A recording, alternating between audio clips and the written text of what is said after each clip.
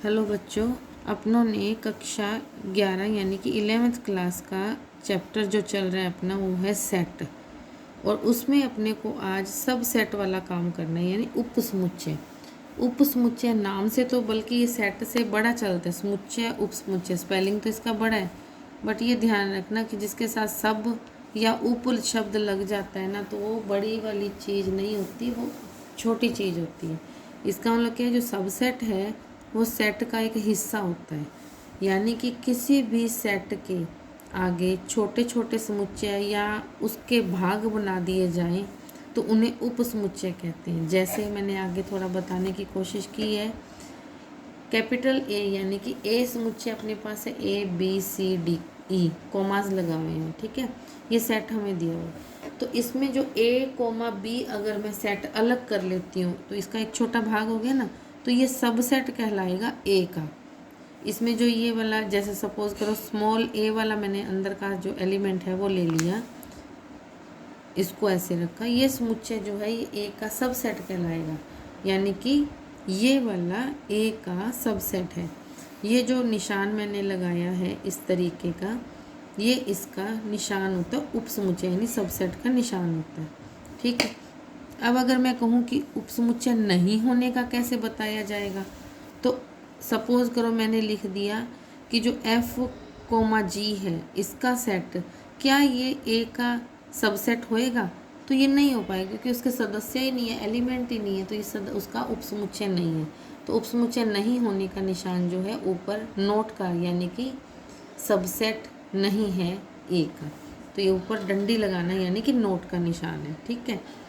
अब बात ये कि क्यों नहीं है, इसलिए कि एफ एंड जी जो ये दो एलिमेंट हमने लिए हैं ये ए के एलिमेंट ही नहीं है, बिलोंग ही नहीं करते इसको, ठीक है, इसलिए ये उसके उपसमुच्चय में नहीं आएगा।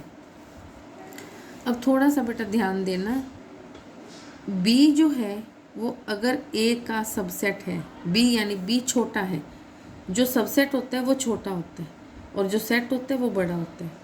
लेकिन एक सबसेट ऐसा भी होता है इसमें कि वो पूरे का पूरा सेट ही होता है। जैसे सपोज करो ए में अपने पास 1 और 2 डिजिट हैं, तो इसके सेट कौन से बनेंगे? एक तो जो रिक्त समुच्चय जिसको आप एम्प्टी समुच्चय कहते हो, एक तो वो इसका सदस्य, वो तो सभी का ही होता है।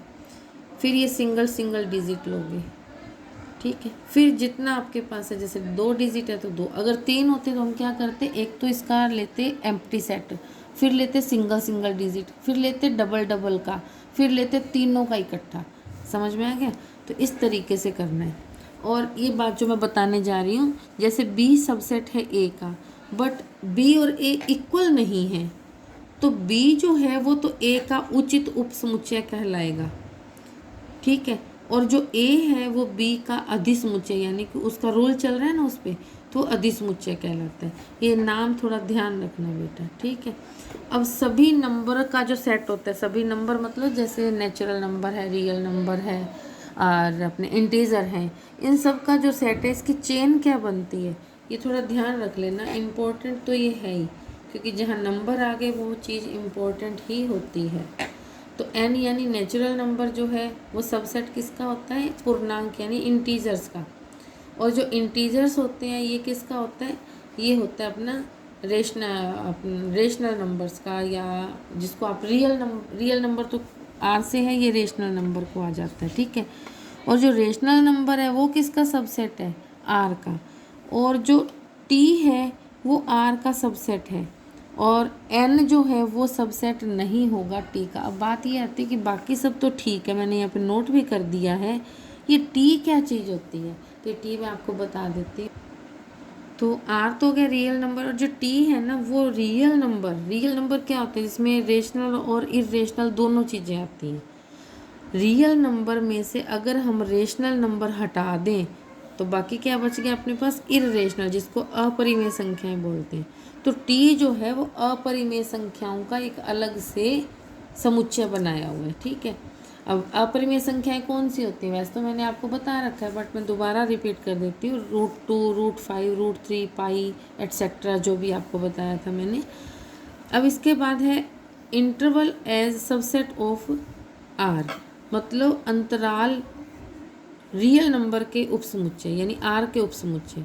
अब ये नाम बड़ा अजीब सा लग रहा है कि इंटरवल, इंटरवल का मतलब क्या होगा इसमें। अब ये मैं बता देती हूँ, थोड़ा ध्यान से करना है इसको, ठीक है।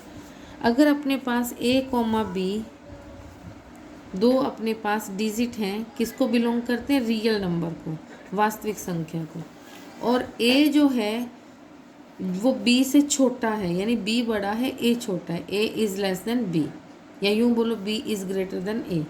तो अपने पास सेट क्या बन जाएगा, y such that a is less than y and y is less than b। तो दोनों तरफ क्या आ गया, एक बाउंड्री बन गई ना। बाउंड्री कैसी, और पहली बात तो ये कि इसको कहेंगे क्या, इसको कहेंगे खुला अंतराल, विवृत, यानी कि खुला हुआ अंतराल। खुले अंतराल में क्या है कि अब जो y की वैल्यू वो a से बड़ी है और b से छोटी है। इसमें क्या होगा कि अपने पास a और b खुद उसमें शामिल नहीं होंगे।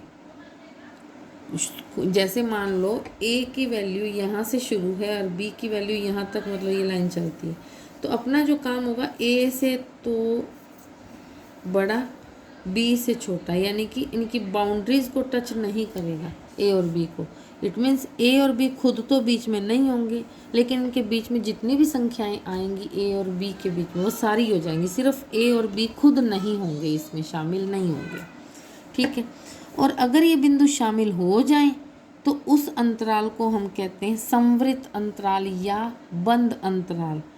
और जैसे मैंने इसको यहाँ पे थोड़ा शो कर दिया कि x सच दैट a जो है, x जो है वो a से बड़ा और बराबर है और b से छोटा और बराबर है, तो अब ये बराबर का चिन्ह लग गया ना, तो ये अपना संवृत अंतराल यानी कि बंद होता है। अब एक बात और बतानी है आपको कि जो अपने अभी ऊपर किया था कि जो खुला हुआ अंतराल होता है जिसमें इक्वल का निशान नहीं होता, उसे हम विवृत अंतराल कहते हैं, और उसको इस ब्रैकेट द्वारा शो करते हैं, यानी कि छोटे ब्रैकेट द्वारा, इसको छोटा ब्रैकेट बोला जाता है। उसको जो बाउंड्री है ब्रैकेट की वो ये वाली आएगी, ठीक है। और जो ये वाला है इसमें बाउंड्री आएगी बड़े ब्रैकेट की, यानी कि ये वाली। इसका मतलब ये कि a और b खुद भी उसमें शामिल हैं, तो इस बात का ध्यान रखना, ठीक है। अब ऐसे इंटरवल भी होते हैं जो एक बिंदु पर बंद व दूसरे, अब जैसे आपको मैंने दो तरीके के बताए, एक तो है छोटे ब्रैकेट वाला, एक है बड़े ब्रैकेट वाला। लेकिन ऐसे भी हैं जो एक तरफ से तो बड़े ब्रैकेट का निशान रखते हैं और एक तरफ से छोटे ब्रैकेट का।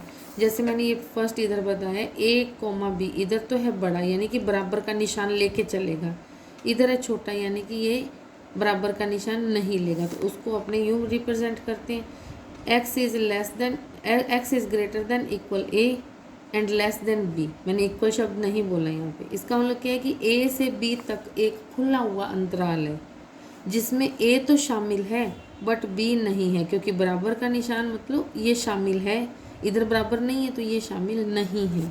ऐसे ही अगर हम इसका दूसरा पार्ट लें कि इधर तो छोटा ब्रैकेट है, इधर बड़ा ब्रैकेट है, इसको कैसे शो करोगे कि a तो शामिल नहीं है बट b शामिल है, इक्वल b के साथ लगा हुआ है। तो समझ आ गया होगा मेरे हिसाब से आपको। इसको मैंने एक एग्जांपल के द्वारा भी बताया। Let a is equal to -3 and 5 है, -3 to 5 यानी 3 से शुरू है 5 तक है। तो मैंने उसको यहाँ पे पहले b वाला देखो ज़रा, क्योंकि b जो है वो बड़े ब्रैकेट का है तो उसका मतलब भी बड़ा ही है। -7 से 9 तक बड़ा ब्रैकेट है, इट मीन्स बराबर यानी इक्वल का निशान यूज़ करना है। तो -7 से लेकर के +9 तक ये अपना b वाला ब्रैकेट चलेगा। लेकिन आगे जो है अपने पास a जो है, a की वैल्यू -3 से 5, बट ब्रैकेट कौन सा है, छोटा। छोटे का मतलब बराबर निशान नहीं लगेगा। इट मीन्स इसकी जो बताई हुई वैल्यू वो तो है -3 से +5 तक, लेकिन हम कहाँ तक चलेंगे, -2 से 4 तक। अब इसमें क्यों है ऐसा, क्योंकि ये है अपना विपरीत अंतराल, खुला हुआ अंतराल, यानी कि इसमें इक्वल शब्द नहीं है। इक्वल नहीं है तो हम यहाँ तक ही चल पाएंगे।